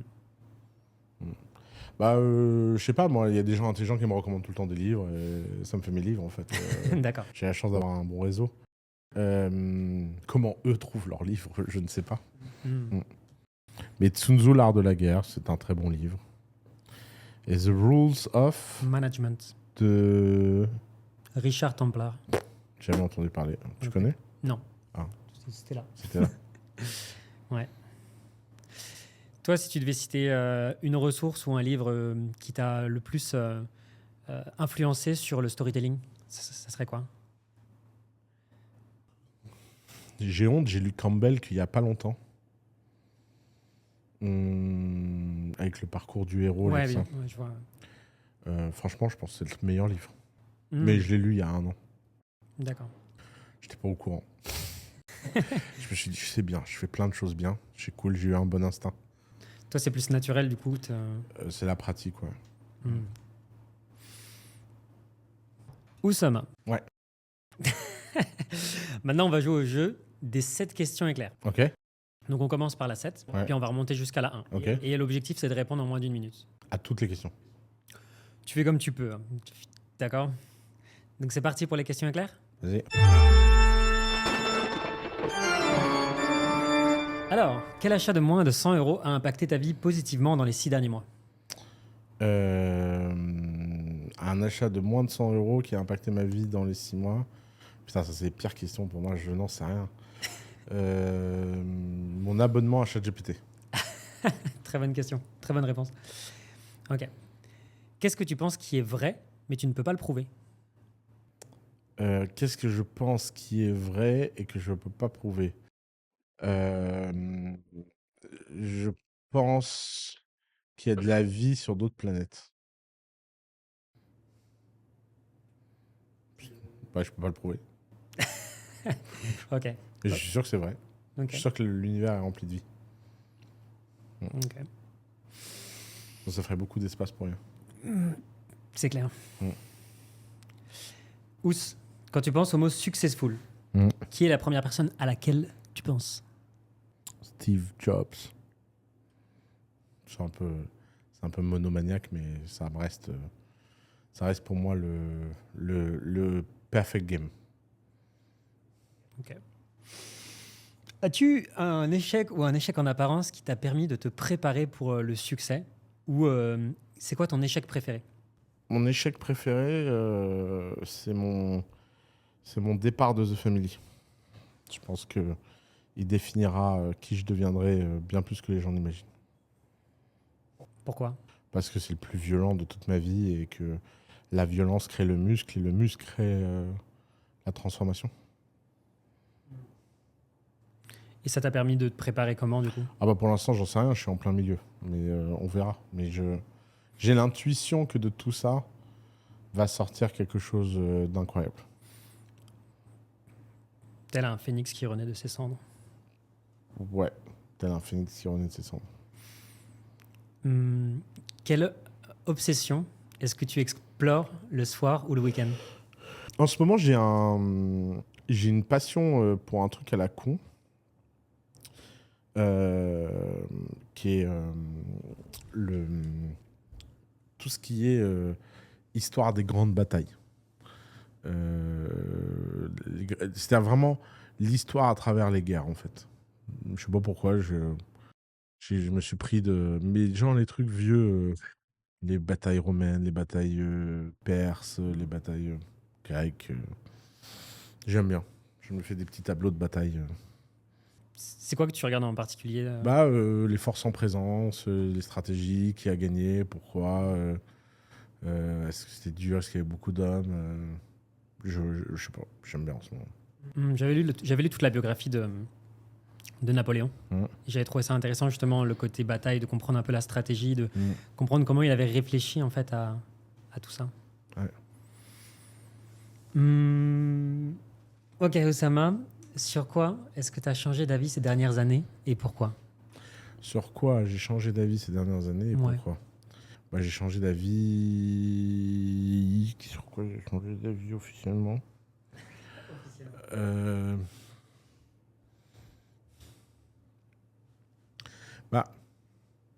Je pense que la plus grosse erreur que j'ai faite, et j'ai pensé pendant longtemps que j'aurais la capacité de sauver la France et de faire quelque chose en France, et j'ai décidé d'abandonner, de lâcher l'affaire.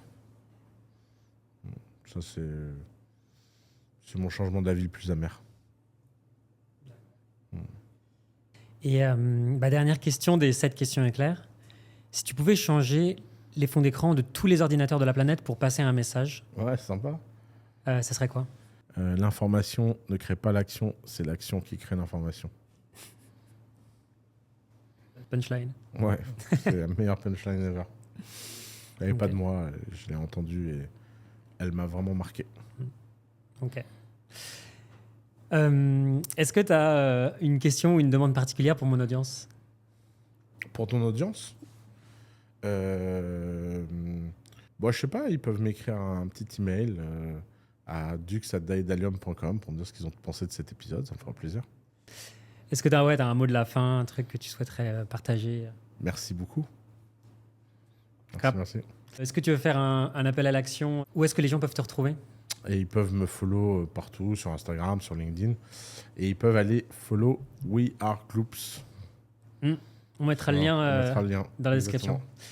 Et tu veux faire un appel à l'action sur cet épisode pour que les gens, je sais pas, dire de commenter quelque chose? Non, je m'en fous. Ils font ce qu'ils veulent. C'est pas mon problème. Abonnez-vous à la chaîne YouTube et mettez 5 étoiles, comme ça on va concurrencer sans permission. Voilà, c'était le mot de la fin. Allez, à bientôt. Ciao, ciao. Ciao. Donc voici les 3 leçons fascinantes que j'ai retenues de cette conversation avec Oussama Ammar.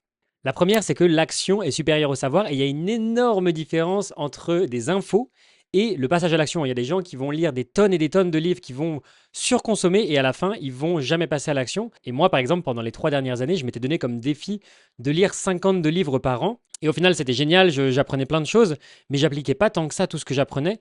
Et donc cette année, je vais décider de réduire la cadence et de me dire comment est-ce que je peux lire moins, mais appliquer beaucoup plus. Et c'est vrai que dans ce monde actuel, on a une abondance de contenu. Il y a des gens qui consomment jusqu'à 10-12 heures de contenu par jour. Mais l'important, c'est pas le nombre de contenus ou de concepts que vous apprenez, mais c'est l'action. C'est le passage à l'action et vous avez besoin d'une seule action pour pouvoir potentiellement transformer votre vie. Donc dans chaque contenu que vous consommez, je vous recommanderais de vous poser la question, quelle est la seule action que je dois faire après avoir consommé ce contenu? Que ce soit un podcast, que ce soit une vidéo YouTube, un livre ou cet épisode de podcast.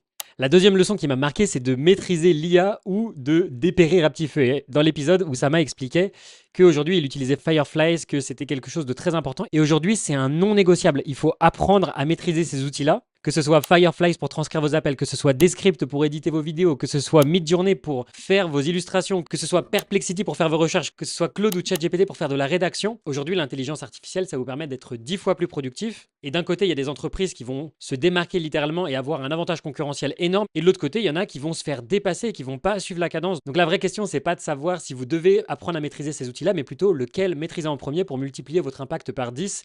C'était comme il y a 20 ans au moment où on se posait la question, est-ce que je dois apprendre à maîtriser un ordinateur? Et la troisième leçon, c'est sur le lâcher prise, c'est ce qui vous donne littéralement du pouvoir. Ce point-là m'a vraiment touché parce que pendant longtemps, j'étais bloqué, j'avais peur de décevoir mon père, j'avais peur de ce qu'il allait penser de moi, notamment lorsque j'ai lancé mon business, notamment toutes les choses que j'ai faites, tous les choix de vie que j'ai faits. Paradoxalement, c'est quand j'ai réussi à lâcher prise que j'ai enfin pu avoir une conversation ultra importante avec lui et de débloquer tout ça. Et c'est là que la philosophie stoïcienne rentre en jeu.